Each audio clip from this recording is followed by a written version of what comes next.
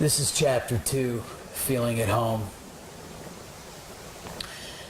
As we pulled in my driveway, we got out of my truck and I quickly began to walk Pneuma around the perimeter of my yard so she could learn and see what her new territory was. I smiled as I watched as she began to take everything in around her.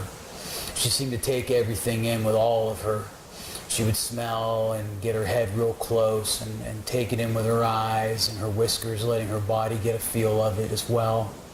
And I remember thinking how I was once like that. And I wondered why I'd let myself get to where I stopped looking at the world with new eyes, where I had stopped letting myself be excited about things. And as we continued to walk around the perimeter, Pneuma kept taking everything in and almost seeming to lose herself in it. And we started to head over towards the woods, and I was really excited to get her into the woods because I had recently got into herbalism and foraging, and I had big plans for Pneuma and I and spending a lot of time in the woods together. But we had to cross a log to get into the woods that goes over this swampy type canal by my house. So I picked her up and balanced as we walked across this log, and she didn't mind at all.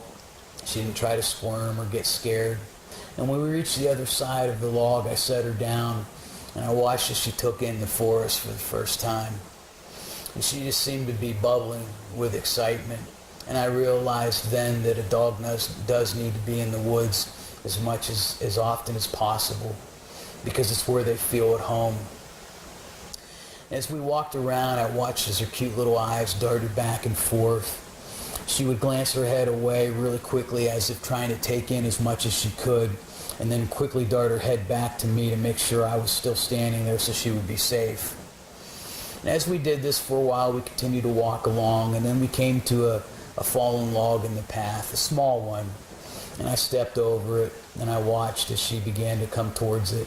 And she put her front paws up on it like this and started to whimper because she couldn't get over it.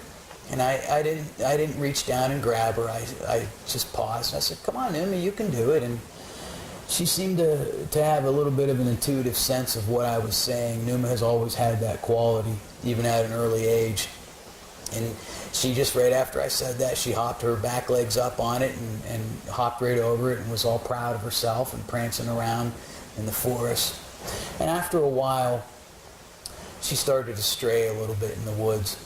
And as she began to do this, I watched, and then I stepped behind a tree out of her sight, but to where I could still see her. And I watched as she continued to explore, and then she realized I was no longer next to her. And I waited a little while longer and watched as she started looking around for me. And right before she would get frantic or panicky, I stepped out and let her see where I was. And she came bounding over right to me. And then after that, and ever since really, she's always kept her eye on me. Even if she goes away into the woods, she always comes back and checks on me, because doing that instills in them, it teaches them to learn to keep their eye on you. And I later on reflected on this that night, and I remember thinking how God often, I felt, does that. How often I feel that he's far away, how I feel that he's distant, how I feel that he's left me, gone out of my sight.